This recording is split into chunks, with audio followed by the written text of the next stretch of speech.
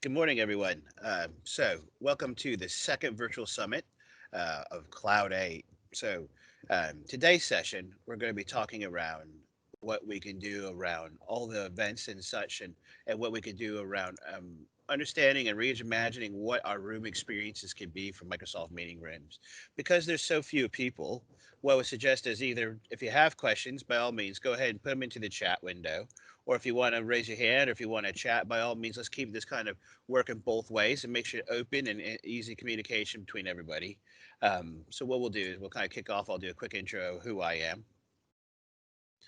So my name is Jason Wynn, a Microsoft MVP, specializing in cloud technologies, particularly around Teams. I was doing Skype. Been doing this now for since probably 1993. Um, Doing a lot of information around a kind of live communication server, getting things into different versions of Exchange, different versions of mail. Been doing kind of voice and video and collaboration, properly in anger since 2007. I've got five little people, two boys and three girls.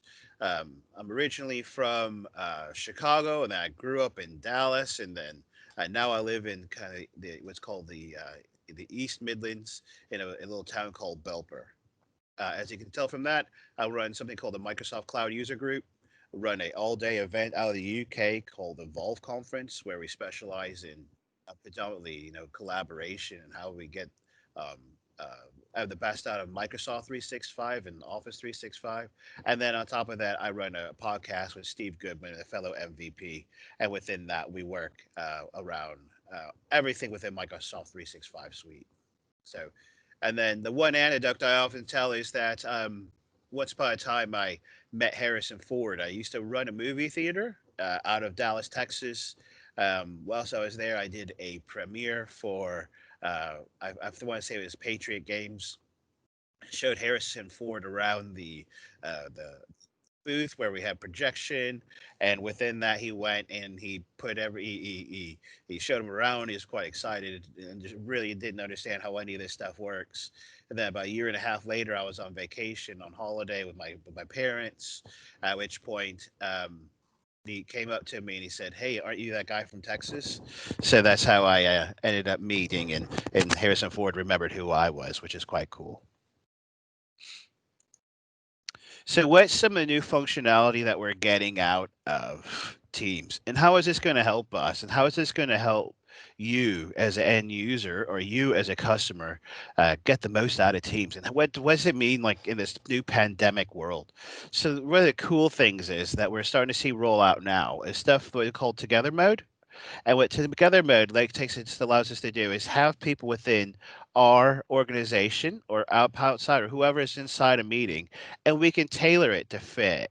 So if we're having something small, we may and the reason why we do this is around fatigue. So if I'm having this conference right now and I want to see all the attendees lined up in that, I might be able to choose something like the top right image where we have it, and I can see everybody. What it does is it uses the same technology that we have around background blur, and it drops the people into it. It cuts and pastes them into that little image so we can see it. And that's the nice thing is I can see everybody looking at me. I can see if they're on their phone playing around. I can see all the people within that kind of together mode into that one slice. And that's what's really nice about that is I can see it. So it's really, really good like that. And again, I can have it intimate. And Microsoft like spent a lot of time understanding this. So that way I can come into these meetings, I can come into things, I can bring it together, I can tailor it to suit me and help tone and create the experience that I want. And like it says down here, I can make it either auditorium or into a conference room or a coffee shop, whatever suits, whatever works for me, and I can bring all that into it into one screen. Breakout rooms, which has been a massive compete. So one of the things we started coming in October, and realistically we're going to see kind of releasing now, is around to be able to have these meetings and break out. So I can go into these and I can click on a create a breakout room, and then just bring people into it who I want to, and I can make it them let them jump into it, or I can force them into it, and I can bring into these. Now for academics and such, it's been massive. It allows me to take all these things into it and bring it into those conversations, into those.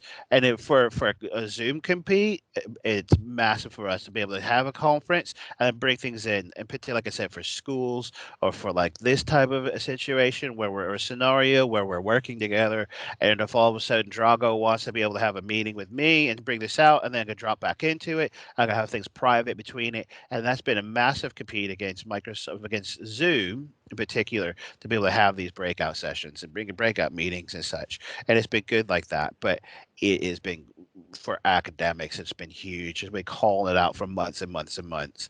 And the important thing here as well is that Microsoft's been doing it and working on this for quite a significant period of time. So we've seen this delay for other things because, like other pieces of work, because this took priority right now in the pandemic things where we're working on it, and we want to be able to have a closer compete to others. So other opportunities and other things have been taking a backseat because of stuff like this, like breakout. So that way we can have all that functionality in without actually having to uh, go to another solution that allows us to have that technology. Custom layouts and custom backgrounds has been really, really big for us as well. So if I wanted to have something else behind me, if I wanted to have another screen or another layout or whatever it may be, if I wanted to have the slide deck behind me and me sit in front of it, like we can see in some of these pictures here, we can start to do this now. So one of the things we're going to see this calendar year is being able to get that in. And we expected to have that dynamic content show up and be able to do it. And we can have that proof in front of us.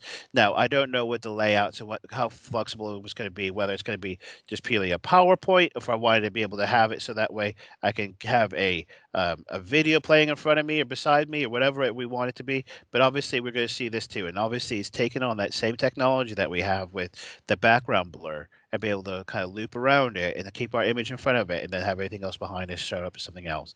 And for us, that's quite important because it does two things. It keeps us at the forefront, so we're very, very much in front of what's going on. But for with the content and everything else outside of it, then obviously that's part of the back.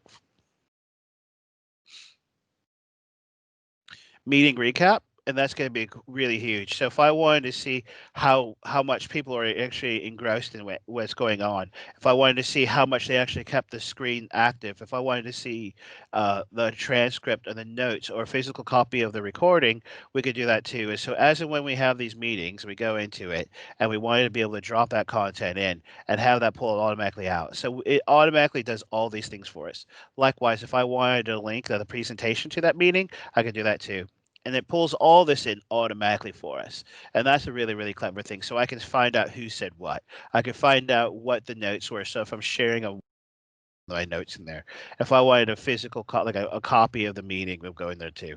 And that's what's really, really clever. And obviously, all that's going to be able to pull into, like it says, the recap we're going to see within meeting events within Outlook. So it pulls all that really clever stuff, puts it all in, and then we see what's going on. And then we can see the tracking information on the right hand side, like who's been accepted, who's declined, who's actually attended, who's not. Have I actually invited any sort of meeting rooms into this room, and what's going on, and where has it pulled it through? So those type of things, to be able to have that brings all the meeting experience all together, because then I can showcase that we've got value out of it. We've got a really, really big use. We've had loads of people joining in.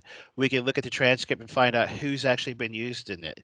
We can look at the recording and look and search that and find out whether or not people are actually being involved, who's being inclusive, who's being joining in, who's not getting in, who's not getting involved, who's not stepping up, and who's potentially shying away. And we can find all that out and then then pull all that information together. And the nice thing is, like I said, it's being tracked. It's being kept in one single location, and we don't have to go searching for it. It's there for us.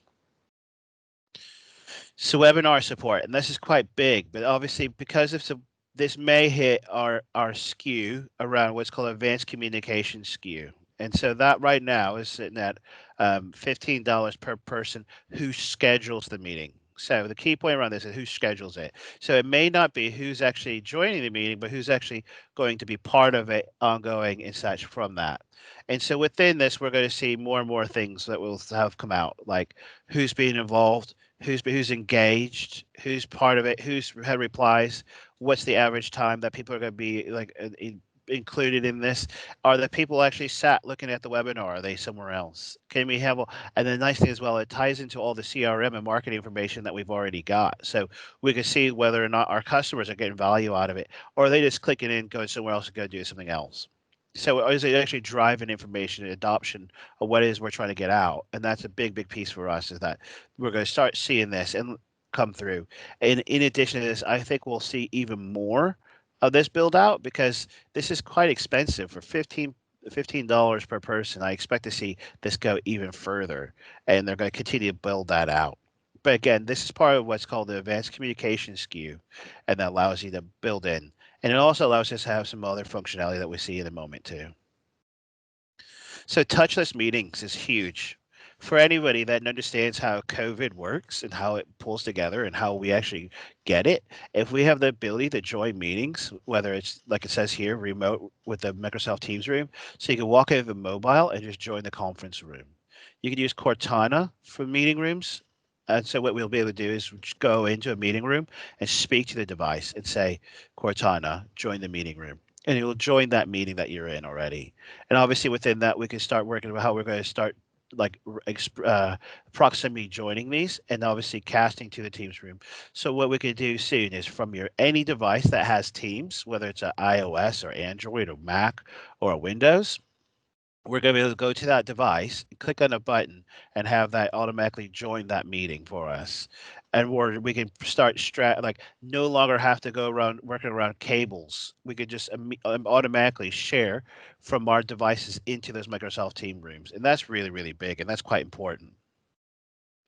So webinar support. Oh, so meeting room notifications. And this for me is one of the coolest things that we've got. So like you can see, it's quite small where it has to stay safe, practice social distancing. The number of people currently in this meeting room exceeds the recommended capacity.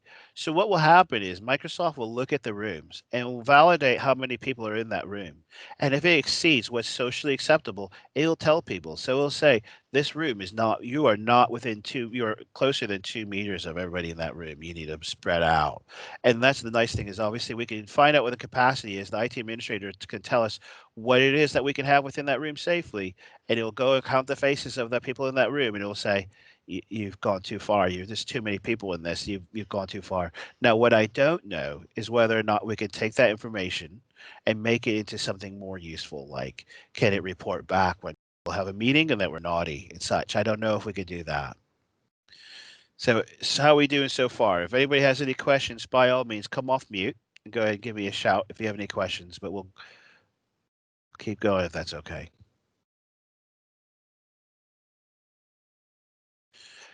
So one of the big things as well is that we're going to start seeing that our Teams meetings can be stored in OneDrive and SharePoint.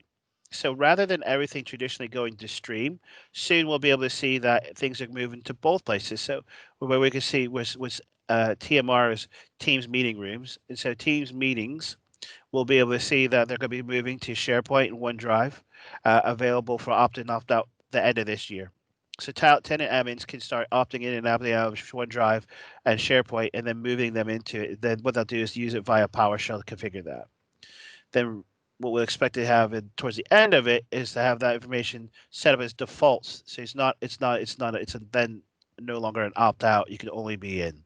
And then obviously from that as well, kind of first quarter of next year, we're going to see where all those things will no longer allowed to be in stream, and everything will be received within OneDrive and SharePoint. The good news is we should maintain all the existing functionality that we have. So we should be able to go ahead and share all the content. It would be easy to share the content because the way that it's been configured is more externally facing. So if I have people that have outside our organization and I want to share these meetings, it's huge for me to be able to grab that and share that content. But more importantly, it's now an availability where Stream was very insular, very down to what we have within our organization rather than what we have outside our organization. So that's a big win for us. And like it says there, retention, policies, information governance, the go local, and multi-geo tenant support is key. And for all of us that work in countries that allow us to do so, It's big for us to be able to have that. And like it says here, we have retention now where we can go and retain that information. And particularly things around legal hold, we can start putting those type of things on it as well. So meetings that have happened, what happened in them, we're not 100% sure. Well, let's go ahead and use some of the governance side of things that we want to have in the being able to look all that content up and then index it and validate what is happening is really, really important. So hopefully we'll start speeding these things spun up between our tenants now and then fully be done. Everything will be done and dusted by March. That's the game plan.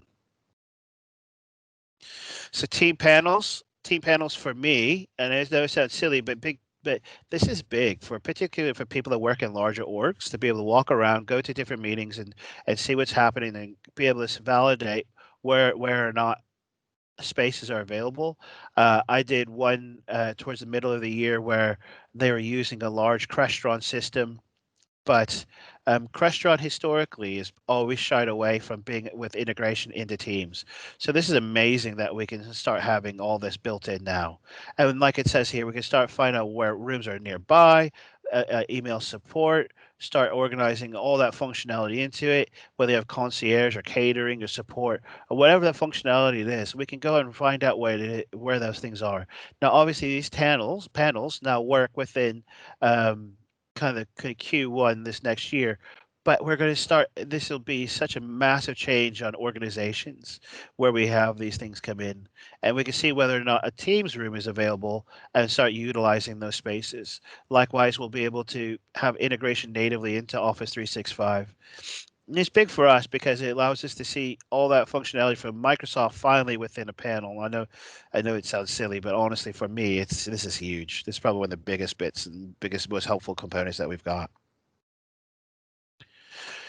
Device as a service option. So what this means is I have the ability to basically um, use a team as a OpEx rather than a CapEx. So I can get any of these equipment. So whether it's a headset or speakerphone, webcams, desk phones, team room systems, or accessories, and I can create a flexible payment plan and start again looking at all of the device and all the full portfolio that we have, and then purchase how we want to be able to purchase it. So what does that mean? It allows me to go and take everything we've got and then spread that cost across however we want to be able to do it. And this relationship is with Microsoft to be able to do these things. So for us, it's huge for particularly for smaller organizations that want to be able to get the most out of Microsoft Teams, but don't have a lot of surplus cash right now. How can we do? And basically, it's kind of loan to buy. Scenario from Microsoft to be able to do that. So how can I get the equipment in, but without having to spend all my money up front right now to be able to do it. And it's kind of Microsoft to try to help sort all that stuff out for us. Well-being and productivity. So Microsoft are looking at how we actually work and how we type these things. So it's not specifically just the meetings, but it analyzes what we are doing within it. So it sees how much we're working together, how much do we want to be able to do, and they're kind of doing something what I call gamification of information. So how many times have you got a like, or how many times have you pulled these things through? How are you actually feeling, and what's going on?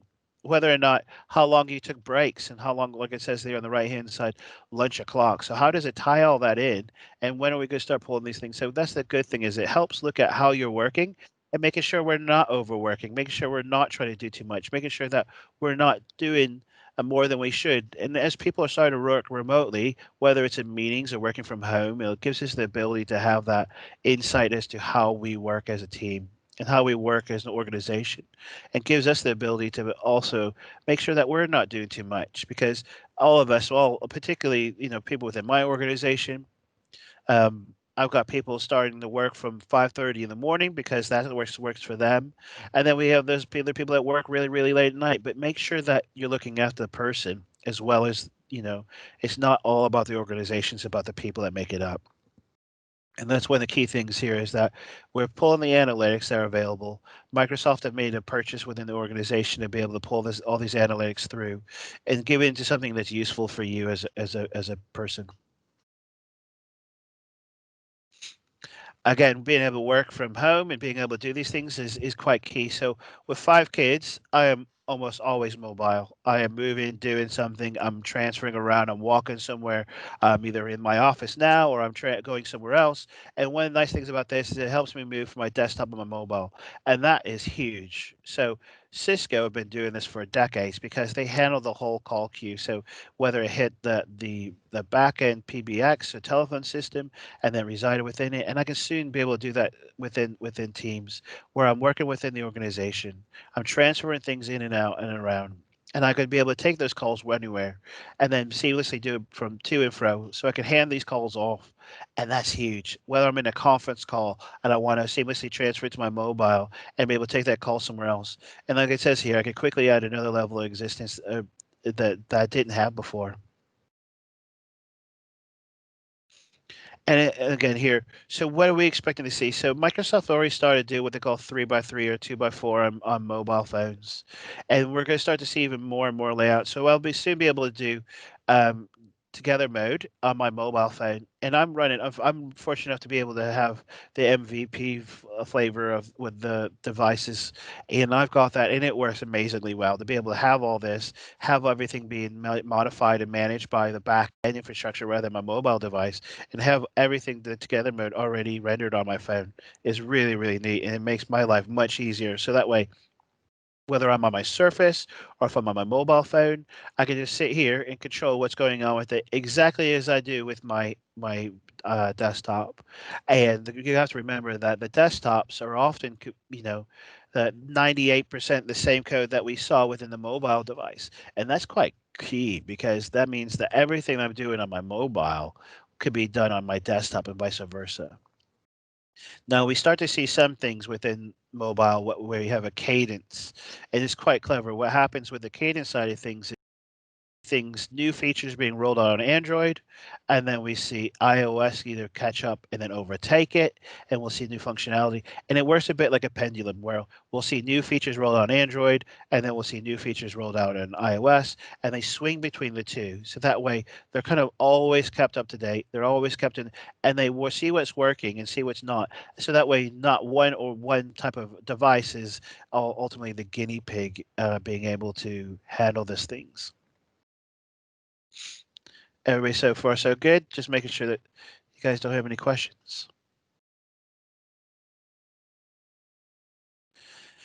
Obviously, we'll be able to do all presentations and present calls and control them within these things as well. Again, I can be joining from an iOS device and have it set up on my screen. I'll be able to join a Teams meeting and handle these things natively from the devices, and I can control what's going on within that and join and show control, and then do all this seamlessly within either one device or two devices being able to pull it all together. So what's happening? And so whilst we have stream, what we'll be able to see now is we're going to start having these things organized how we wanted to be able to do it. So we'll be able to aggregate all the information within our information within SharePoint as we already do, but we're going to be able to break these things out into different topics and such. We'll soon be able to consume our video within the stream apps within Teams. But obviously, these things will ultimately be transient. We're going to see these things move through. We're going to see the addition of information within SharePoint libraries and OneDrives for business and Teams and Yammer.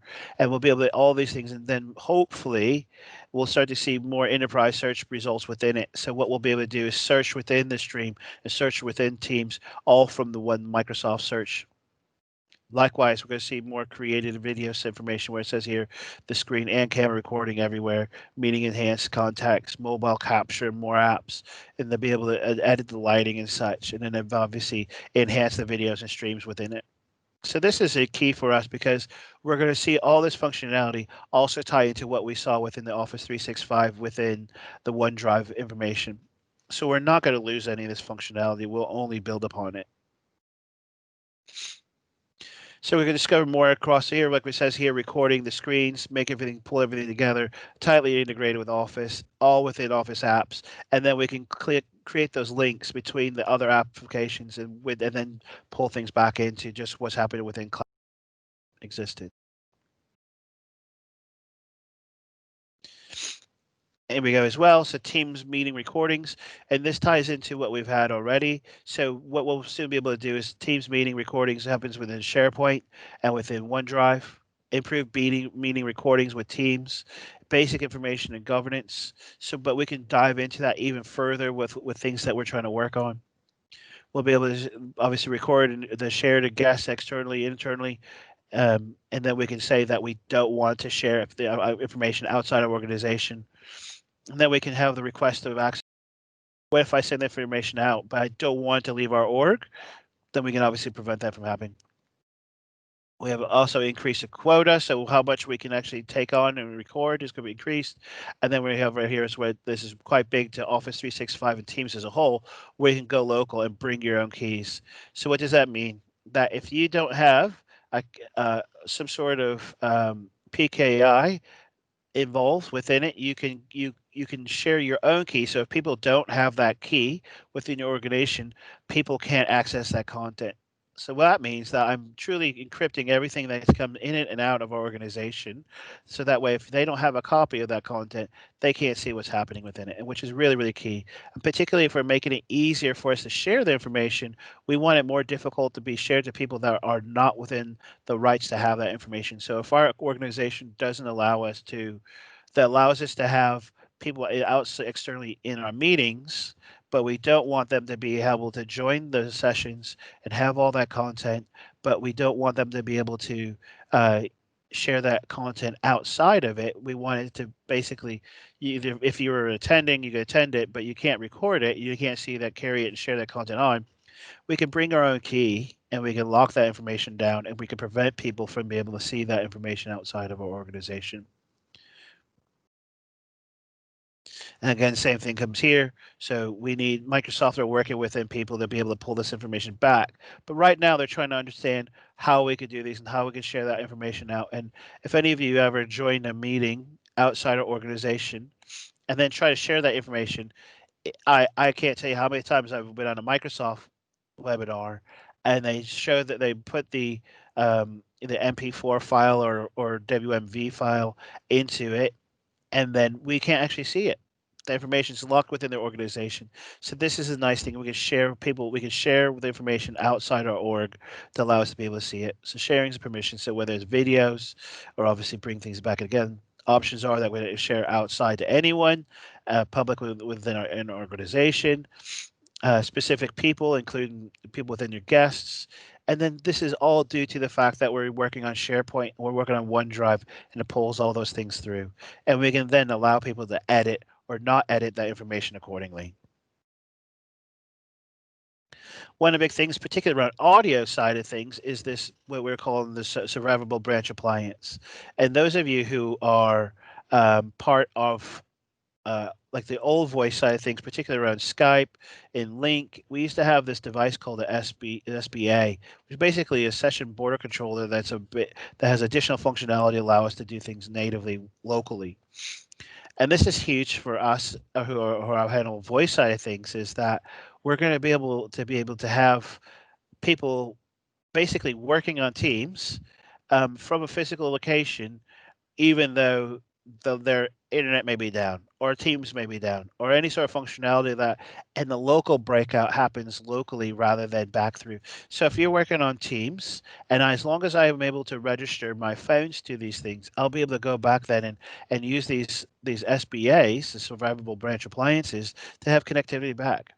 And what it says here, it works with Teams offline mode. And I've indicated that and I put that on because that's big. Teams currently doesn't have a kind of a Teams offline mode.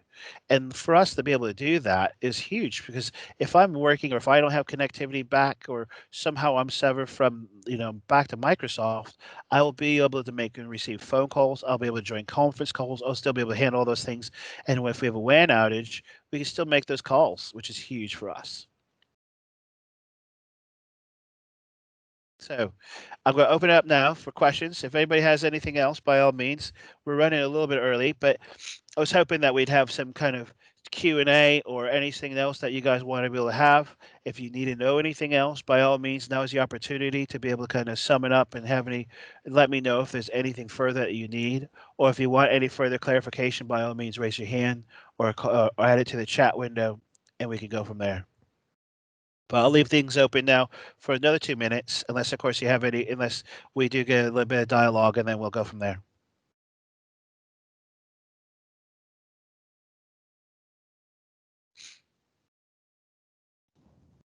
Well, thank you very much for a clear presentation. This is Outi. I'm working as a consultant in Finland, Perfect. a company called Sulava. And one of my colleagues, an MVP, was actually talking this morning about Teams as well. So Vesa Nopanen, if you would happen to recognize the name. So thank you very much for a very clear presentation. And I really enjoyed listening in. So no specific questions. Pretty clear. So thank you, Jason. That was really helpful. Cheers, OT. I appreciate that. Thank you.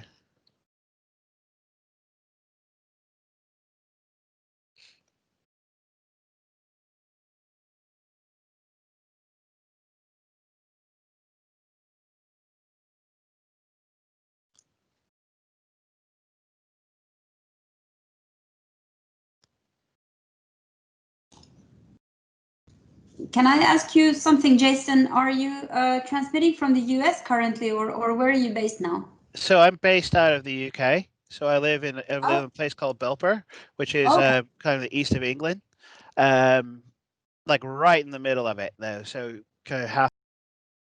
Okay, right. So Whereabouts in Finland are you? I'm in the very capital region, very close to Helsinki. Okay, okay. And Yeah. who is the MVP you said that you know? It's Vesa Oh Nopanen. yeah, I know He does Vesa. Teams. Yeah, yeah. He does Teams and 365. So um, we've been actually talking quite a lot about the visibility of MVPs and how that's quite an unfamiliar term to a lot of people. So Okay. we've been trying to sort of promote the awareness of this kind of expertise and really sort of a deep Yeah. interest in Microsoft technologies and sharing information and things like this. So I think that's very nice to know Yeah. in these times when people really need a lot of support. And that's good. Vesa's a really really nice chap. I've done a podcast with him last year when we were allowed to travel. So funnily enough, my Facebook feed just lit up this morning where I had a picture of him from last week, where I was with him in Orlando. Um, so yeah, and obviously I think each region is different. Where UK we have quite a few. MVPs within the speciality, things are a bit easier to be able to grab that. I think if you look at some of the other Scandinavian countries we have, Norway's quite well represented. I know two or three, Swedish MVPs, but I think he's the only Finn I know that deals with anything to do with 0365. And you're right, there's probably needs to be more. And I mean, by all means, he can always help and try to help out if you guys need more assistance. Um, I'm always willing to help. The good news is that we're all very, very similar, and we're all keen to help out with different things.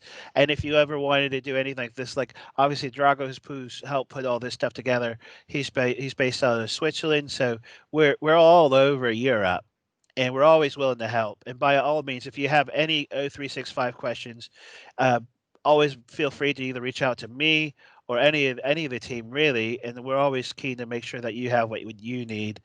Or even if you just want to have a hop on a call and say, "Listen, I'm struggling on something. Can you help?" Or I'm. Do you know anybody that knows anything about this? And that's the good thing is, you if I mean you've got. I'll put my Twitter handle back on in a moment. But by all means, if you got Twitter or if you needed another way of getting in touch with us, just let me know, and all of us will make sure that you've got what you need. Yeah, that's really helpful because this is actually my third month working for Sulava, and Uh this is huh. my first time in my life I've ever worked as a consultant. So I've been on the Yeah. customer side all Yeah. these years. I've been working with Microsoft technologies for the past 10 to 12 years. Yeah. So quite familiar with a lot of the tools from main user, administrator specifications, trainer perspective. But now this deeper dive under the hood is really interesting. So I'm just learning basically how the Microsoft ecosystem works and where you should go to find information when you're struggling. So it's really helpful to connect to guys like you over Oh, these kinds totally. of webinars. So yeah, it's really, really good and helpful. Yeah, And thanks for that. and anytime, absolute pleasure, and it would make my day. And by all means, just reach out to me and send me a direct message, or if you need my email address to be able to send me a message in Teams, by all means, we can sort that out too. We're here for you. and we're here to help the community. And that's the big thing about all of this, is to help drive it and understand what it is that people may or may not need. And sometimes I could be able to deliver the right message around what we're trying to speak about, but that may not be relevant to you, or it may not. And if you have questions about things otherwise, by all means, just give us a shout and speak to me and say, "Hey Jay, I got a question around whatever it may be." And my expertise is around teams really, and particularly around the voice and the video. But I deal with governance side of things and how things integrate with SharePoint and all of it. So if there's anything that you ever need out of any of it, by all means, let us know. And the offer is for anybody out in the community. So whether we're watching this video and catch up later on, and you need something, by all means, give us a shout and say, "Hey, I got a query about this," and we can always make sure you have what you need. Sure, that's really good. Thanks for that. Pleasure. Okay, so this is it. I'll end this session then, and by all means, call me if you need me, or send me a message, and we'll reach out. We'll create a Teams meeting, and we'll discuss whatever you may need. But thank you for attending, and I hope to speak to you guys soon. Okay, thank you. Have a nice day, everyone. You too. Have a good weekend. Bye. Bye.